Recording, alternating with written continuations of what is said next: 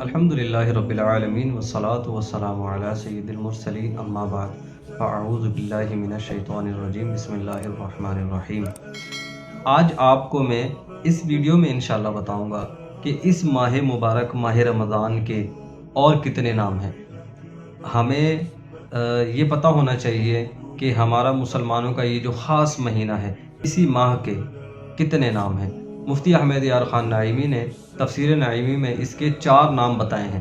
اگر آپ کو پتہ ہے تو اچھی بات ہے، اگر نہیں معلوم تو اس ویڈیو کو دیکھیں اور اپنے علم میں اضافہ کریں۔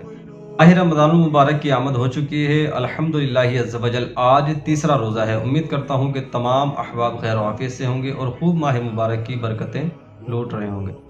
آج ہم ماہ رمضان المبارک کے نام سیکھیں گے، آپ کو بتائیں گے اور ان ناموں کا مطلب کیا ہے اس کی وضاحت مختصر سی آپ کے سامنے کریں گے۔ اگر آپ توجہ سے سنیں گے، مکمل ویڈیو دیکھیں گے تو آپ کو پتہ چلے گا کہ ماہ رمضان المبارک کے کتنے نام ہیں اور ان ناموں کی وجہ کیا ہے، وضاحت کیا ہے اور ان ناموں کا مطلب کیا ہے، انشاءاللہ آج آپ کو بتائیں گے۔ مفسر شہیر حکیم الامت حضرت مفتی احمد یار خان تفسیر نعیمی میں فرماتے ہیں کہ اس ماہ یعنی ماہ رمضان المبارک کے 4 نام ہیں۔ نمبر 1 ماہ رمضان، نمبر 2 ماہ صبر، نمبر 3 ماہ مؤاسات، نمبر 4 ماہ وسعت رزق۔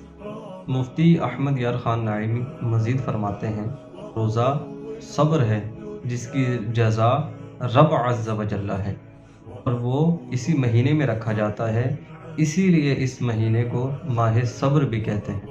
مؤاسات کے معنی ہے بھلائی کرنا۔